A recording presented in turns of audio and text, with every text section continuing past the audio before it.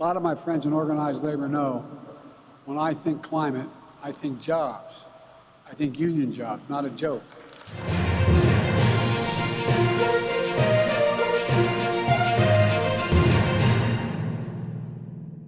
Biden's tough sell in Pennsylvania, green energy to union workers.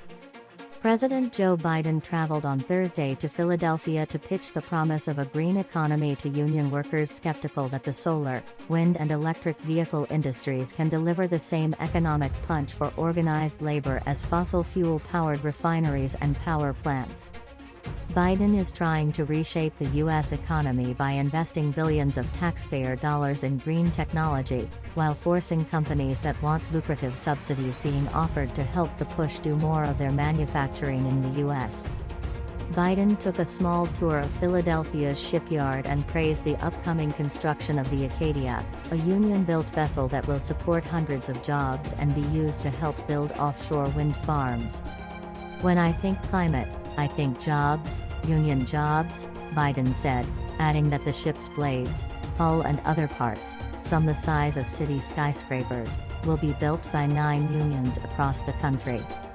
Biden is betting that union workers whose jobs are threatened by the energy transition will eventually find a place in the green economy, but that's a hard sell in union-friendly Philadelphia. About a dozen union workers in the Philadelphia region Reuters spoke to question whether the new industries can produce a similar number of jobs at the same high-wage scale. They may have good reason to worry. Roughly 80% of the more than 50 EV battery, solar panel and other factories announced since passage of the Inflation Reduction Act in August are in states with laws that make it harder for workers to unionize, a Reuters analysis published this year found. Nancy Miner, 57, worked as a union operator at a Philadelphia's largest and oldest refinery for nearly 3 decades before it shut after a 2019 explosion. Now a refinery safety consultant, she made enough money to buy a house, raise her kids as a single mother and send them to private school. She worries clean energy projects like solar and wind farms, along with hydrogen pipelines, oversell and underdeliver when it comes to long-term, full-time employment. The initial promise of jobs is spectacular, but after the equipment is built they can run it with a fraction of the people, Miner said. How many jobs? Overall energy jobs in the U.S. grew 3.8% in 2022, to more than 8.1 million, led by fast growth in clean energy jobs, the Department of Energy said in June. Clean energy jobs, a wide category including wind and solar power, nuclear, and grid technologies and battery storage, made up 3.1 million of those. Ali Zaidi, Biden's national climate advisor, says the president is pushing to make sure unions are part of the energy transition, and to get unions and companies working together. Unions will benefit from an expanded power grid, a boom in manufacturing from clean energy supply chains and new industries like hydrogen, Zaidi said, noting Danish renewable energy group Ørsted's recent partnership with North America's building trades unions. Biden's union push comes as business and labor are divided over who will benefit from the changing economy. The Screen Actors Guild is on strike and the auto workers are bracing for a possible labor shortages unless there are new union protections for EV battery plants. A potential economically damaging strike by Teamster represented UPS. End. Workers looms next month. Pat Eiding, longtime president and current treasurer of Philadelphia AFL-CIO Council, said a rash of refinery closures in the region over the past 2 decades crushed some local unions.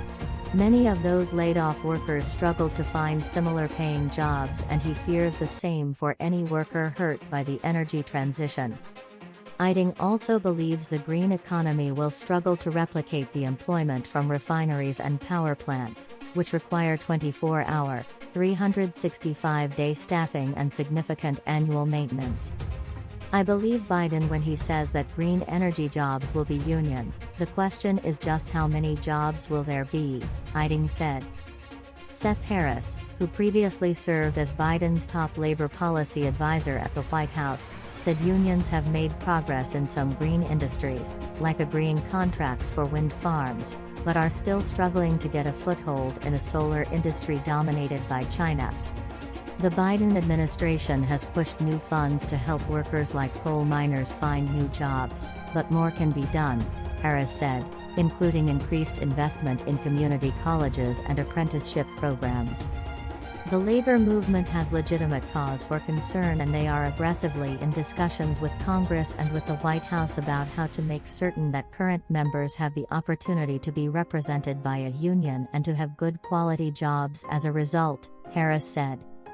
John Hirschfeld, 50, a shipyard security worker with the local electricians union who was in the audience, said Biden's message Thursday made sense.